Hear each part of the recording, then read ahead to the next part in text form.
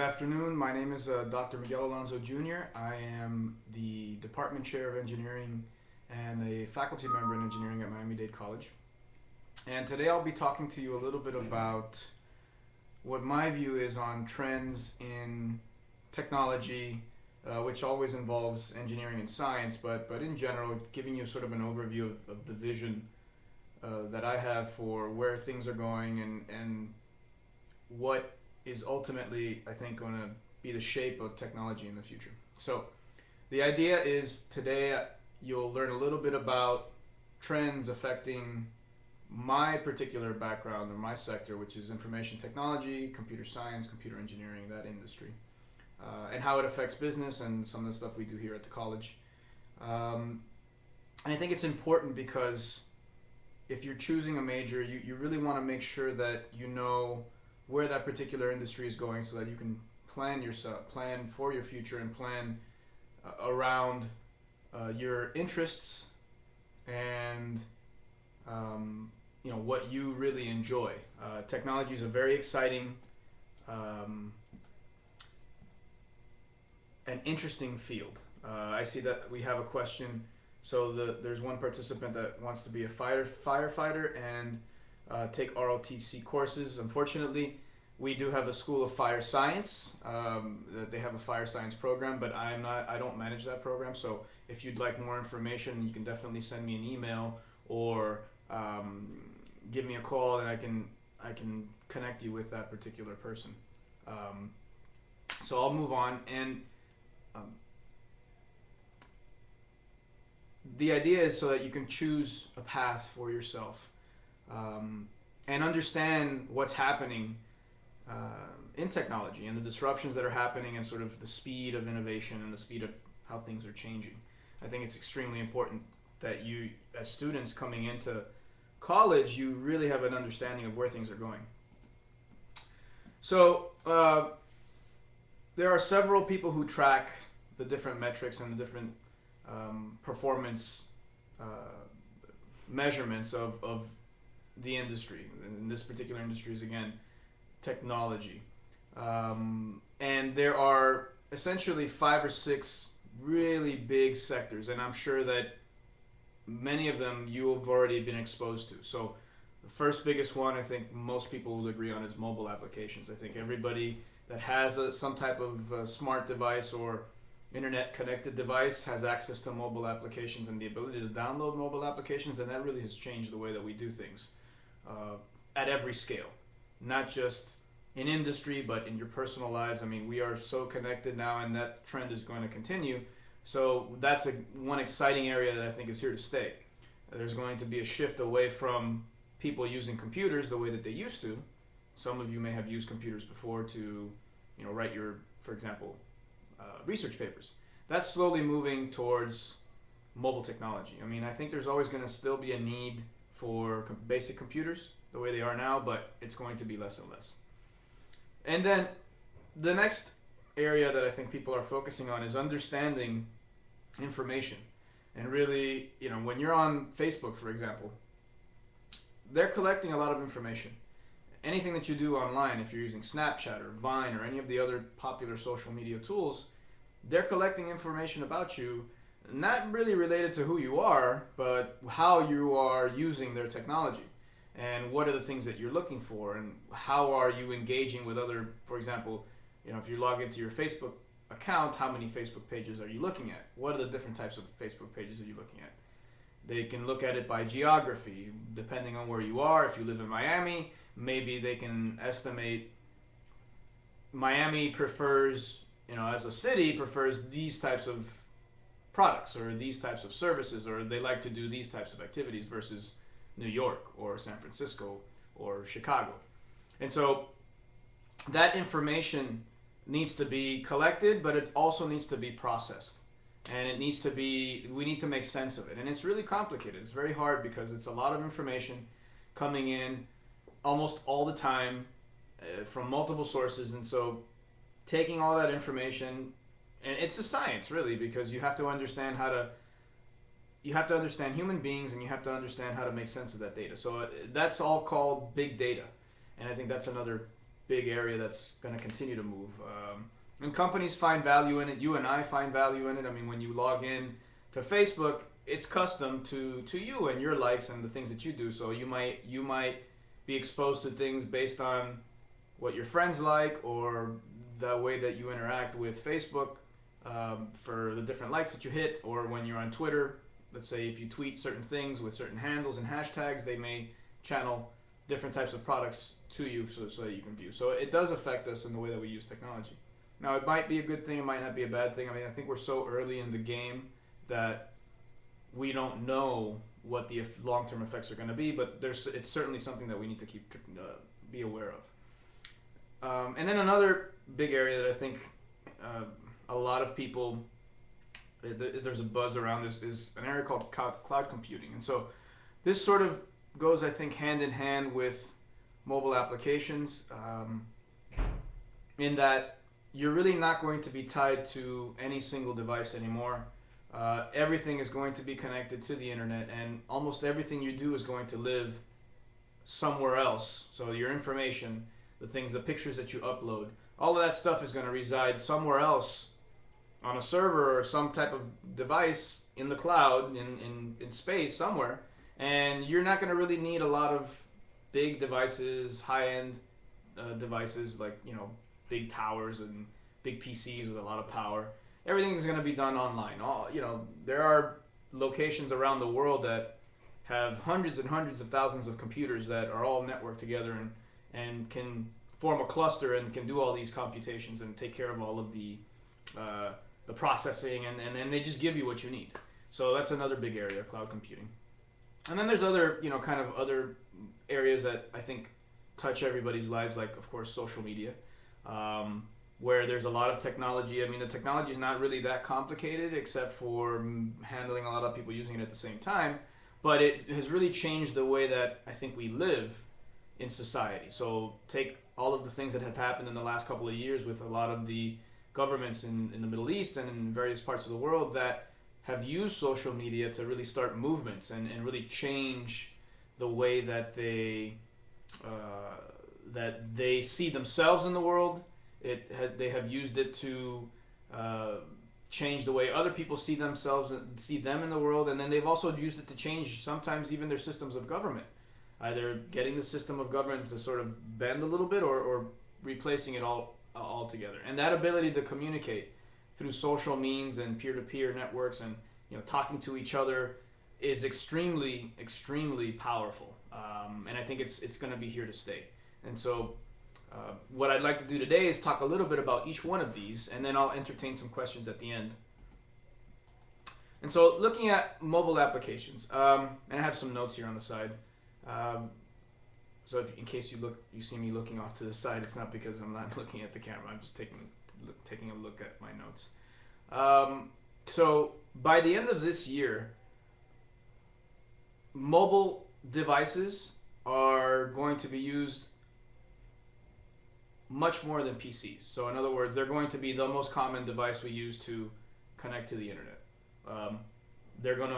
And it's going to continue to grow. So by this time next year, most people are going to be connected to the internet through their mobile device. It could be a tablet, could be a smartphone, it could be a wearable device, so like a Galaxy Gear, which is a watch that connects to your phone but also gives you feedback. I mean, we may start seeing, the proliferation of wearable devices like Google Glass. If you don't know what Google Glass is, Google it. It's Google's wearable device, and those types of technologies I think are going to become more and more prevalent. And the connectivity is really the key there, right? I mean, it allows you to access anything, communicate with anybody remotely while you're on the move. You don't have to be physically anywhere. You could be on the subway, you could be in your car and have your car connected to the internet. Like my car is connected to the internet, and I get software updates and I get downloads and I get all this sorts of stuff. I even get alerts telling me when I need to change my oil. So, and that's all done through the car. And so it's really going to be the next sort of wave of devices. Maybe the last 20 or 30 years, PCs were very strong. Before that, it was big machines, and located in some building somewhere that the entire computing structure was the entire building, for a bank, for example, and then you had to use it through terminals. So we see this evolution now through from totally centralized, giant, huge technology buildings to decentralized technology, and putting it, the power of a computer essentially in the palm of your hand. And so, in that, we're starting to see in that space, when we first started seeing mobile computing, it was really a lot of games and a lot of sort of personal apps and things that you can do, for example, to track your expenses, or instant message your colleagues or your friends, play games. I mean, that's a huge part of mobile computing. But we're starting to see a shift towards really mobile computing supporting businesses, which is great, because now I think when you go to work for a new company, they're going to have some mobile app. They're going to have something that you can engage with through the internet, and it's just the way things are done. And so it's similar to the way that PCs developed.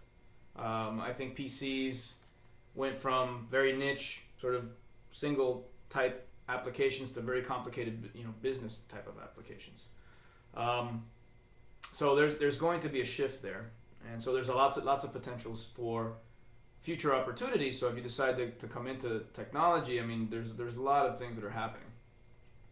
And of course, if you take a look at a survey of most people, if they have a smartphone, what type of smartphone they have, they typically fall into one of two categories. Either they have an Apple iPhone, or some variant, iPhone, iPad, or they have a Google Android device, from whatever brand, but it's a Google device, and that's going to continue. So the two top technologies there from the two top companies are the Apple's iOS and Google's Android. But we are starting to also see a shift too, away from these apps that are tied to a particular company, more towards sort of apps that can run everywhere, and that's going to be another trend that I think is in this space. So if you take a look at some figures, just to put things in perspective. So I start off usually by saying, there's right around 7 billion people on Earth, more or less. That's a lot. If you think of the number of people in the U.S., we're roughly around 300 million or so. There are more than 10 times the number of people on the planet that there are in the U.S. So imagine, whenever you're in school, imagine 10 times more people, or 20 times more people, really.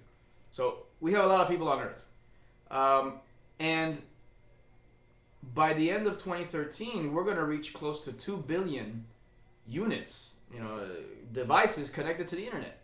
So that means that 1 in 4 people, more or less, 1 in 3 people in the world have a device that's connected to the internet. Probably a smartphone. That's huge. I mean, the type of access that you have to that technology, it's just going to proliferate, and eventually I believe that we're going to reach almost everybody on the planet with some type of mobile or smart device within the next 5 to 10 years. I mean, it's just going to happen. They're getting so cheap. The demand is there, and again, because it's a transformative technology. And if you look at the breakdown, 60% of those are going to probably be Android devices, with the remaining 40% being iOS and all the others. And if you are going into this, and if you have a great idea to solve a problem in mobile application, you can go to the university, take some classes, understand a little bit of the tech. But then, if you're creating a business and you're trying to be an entrepreneur, you need to figure out, well, where am I going to make money? And so sure, Android is much, it proliferates a lot more, but people make a lot more money on the Apple side, just simply because of the way that they've structured it. So things to consider. Now moving on to, and again, I'll entertain questions if you have questions as we move forward through the presentation. I'll entertain. I'll move on to the next topic, talking about information and how we can take all the interactions and all the things that people are doing online, and interacting with their mobile devices. Um, let's say they check into a bunch of places, and they're really active about going to a bunch of shows. Let's say for if they like theater, right, or if they like music, they go to live shows. We can take that information and make sense of it to turn it into something that we can then use to either change society for the better, right? Creating a social impact, making people's lives better, or simply understanding your own customers. So Coca-Cola, for example, may want to create a mobile app or some other portal to the internet, collect some information, and then try to understand their customers better. Why? Because then they can deliver a better product. So if you like Coke, you can talk to them and interact with them through these tools, and they can turn around and give you a better product, right? And so I think that analysis of that information is another big area, right? It's called big data. And it's really complicated, but it's really important, because that is, I think, what's going to drive the innovation and what's going to keep people in this area moving forward, is really data science and understanding how to make sense of information that we have flowing into us all the time, and that we're collecting. So big data is extremely important. So thinking about how information has been collected in big data, I mean, we're moving away from sort of the traditional ways that we used to do things with huge databases and huge storage, very structured stored data, towards more unstructured forms of data, things that don't really are messier, but they're easier to really analyze because they're not in a structured way. So if you figure out so for example, right, there's ways of looking at a person's health and tying it to their financial stability and how good they are paying bills and how reliable they are about coming into work every day. For a company, that's really important, right? And for you as a consumer, that's also important, because you need to know, well, what do I need to do to make sure that I can have a good, positive footprint on the internet, so that people, when they take a look at me, they don't discount me, or they don't I apply for a loan and I get the loan. They don't deny me. So I think big data is going to be a huge thing in that area. And it's moving towards sort of this structured way of looking at it towards this unstructured way. So again, just some statistics. I like to give stats so you can kind of think about how large technology as an industry is. So this is as of, I think, May this year. So Google processes 100 petabytes of data per day. They have 3 million servers. So if you don't know what a petabyte is, it's a really, really, really big number. It's huge. And they have 3 million servers. So imagine they have a cluster of 3 million supercomputers kind of all linked together, processing all these information. So Facebook has even more. Facebook is processing 300 petabytes per day, and they are looking at and processing through their network 35% of the world's digital photographs that live online. So what does that mean? That means that 1 out of every 3 pictures online that's out there is going through Facebook. That means every 3 pictures it's one of them is being posted to Facebook. That's huge, and that's just going to continue to grow.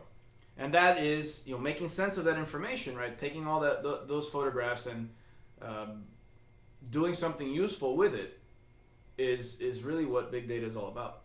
YouTube, same thing. 1,000 petabytes of video storage, 4 billion with a B, not million. So that's like half of the world's population viewing a YouTube video every day.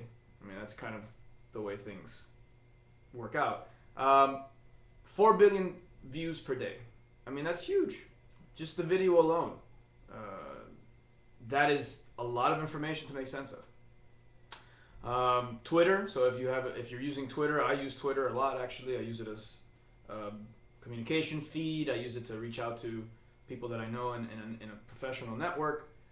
They process 124 billion tweets per year, which means that every year, if one person on Earth sent a tweet, they'd be processing that 20 times over almost every year. So if everybody on Earth sent one tweet 20 times a year, that's how many tweets Twitter processes every year. It's incredible. I mean, it's a lot of information. SMS messages, 6.1 tera messages per year, which is, again, a very, very large number. Much more than a billion. And then cell phone calls. You're looking at 2.2 tera minutes per year. I mean, a lot of people are on their mobile devices talking. So this is all information that's flowing through the internet. And like I said, I think that's going to be a huge trend in the future. So then moving to the next one is cloud computing, which really ties into big data, but cloud computing is really talking about how can I take what I do in my business using computers and move it out of my business and into the cloud, let somebody else worry about all the technology, making sure that it doesn't fail and crash and all this stuff, and I just want to use it. Rather than me having to have a full department that can manage my technology. So that is happening at an astronomical level. Google, Amazon, a bunch of these big companies have corporate businesses, a corporate business model that they reach out to businesses and help them. So for example, if you have Gmail, you can use Google Docs for your personal use, but now it's also moving towards corporate email. So if I'm a company, Acme Widgets, I make products, I can choose to either manage my own email or let Google do it for me, and then I can use all their productivity suites, Word, their version of Word, their presentation software, their spreadsheet software, all of these things. And so that is another area that I think is just going to continue to grow, and it's not going to stop.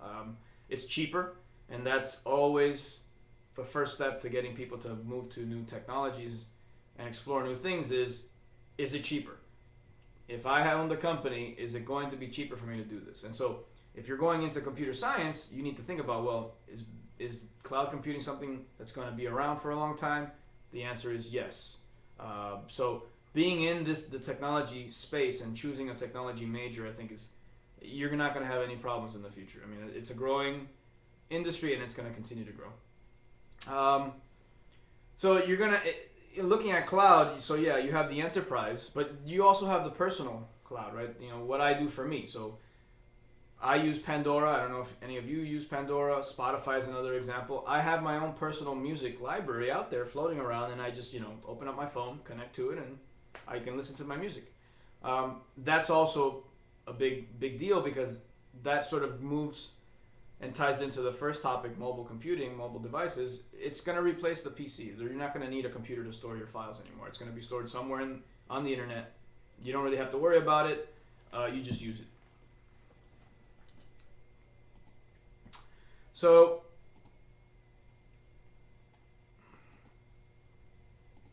let me see. And finally, social media. I think that is not going to stop changing either. I think social media is going to be a trend that's going to be around for a while.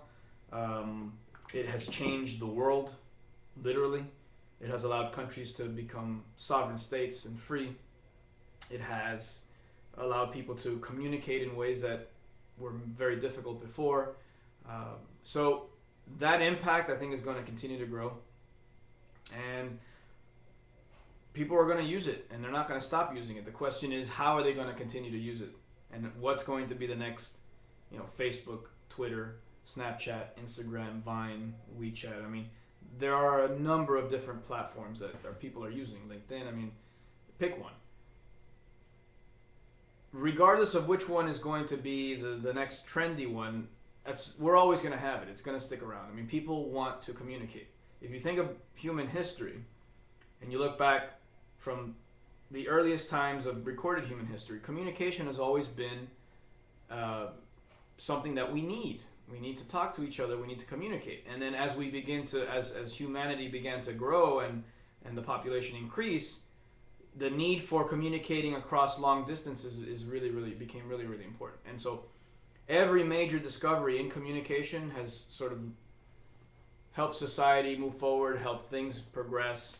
From the time of the telegraph, which was the first sort of very large-scale, long-distance form of communication, all the way through the internet. And I think the next big thing is going to be not connected, wired internet, but wireless. So I think we're eventually going to see cities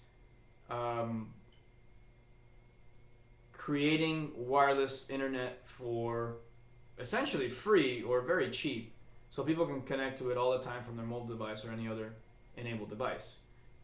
Almost every device in the future that you can buy, anything, from your shoes to your coat to every is going to be connected to the internet. That's called the Internet of Things. That's a sort of movement that's happening now, and it's unavoidable. Everything is going to be connected in the future to the internet. Okay, and so that kind of wraps up my. Oh, I just wanted to give you some more stats on social media.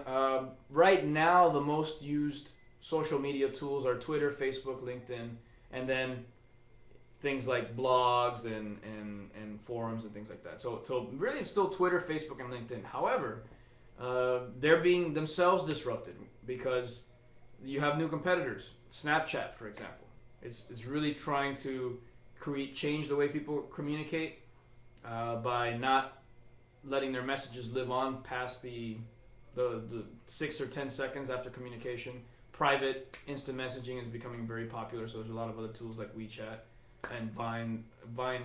Well, not so much private, but it's just changing the way people use social media because they're looking for something different. Facebook provides one type of service, and sometimes people don't want to use that public forum to talk. So it's going to continue to grow. So I think I've reached the end of my presentation. I'll sit here and answer any questions you may have. If not, I'll talk a little bit about us and our program and try to give you an idea of what you can expect when you come here to MDC. Anybody have any questions?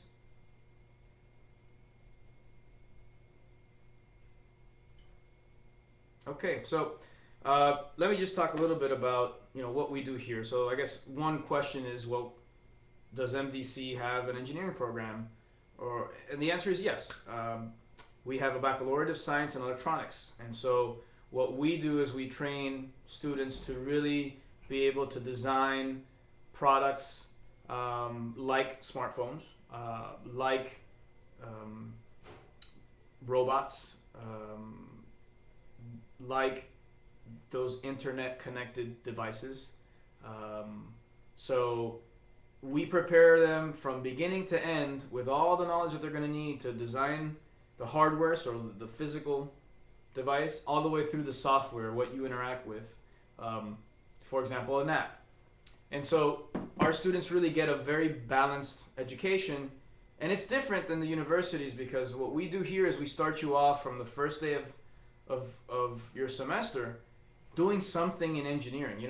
Most other schools have this two-step process where first you got to go 2 years of all your prerequisites and all this, these courses, and then after 2 years, maybe 3, depending, you might take one engineering class. Well, we said, you know what, you don't need to do it that way. We're going to put you doing things in electronics from day one. We're not going to wait 2 years to let you try to build anything and make some cool devices or some cool products. And so that in that way we're a bit different. We're actually we're the most affordable option right now in the state and probably the nation to get an engineering degree. You can get an engineering degree with us in electronics for less than $13,000. I think it's 13 and change, which is spectacular. I think it's by far the cheapest engineering degree in South Florida for sure, and it's probably the cheapest in the nation. And we have very, very talented faculty and very talented students that do great things. A lot of our student projects have received a lot of industry attention. Maybe some of them will eventually turn into products. Some of our students are pursuing patents on some of the ideas that they've developed. So we have a lot of opportunity for everybody here. Okay. And I think that's the end of my time. So if you have any other questions, I'll give you my email address. You can reach out to me directly. My email is malonso1 @mdc.edu. So go ahead and reach out to me. And thank you for attending my session.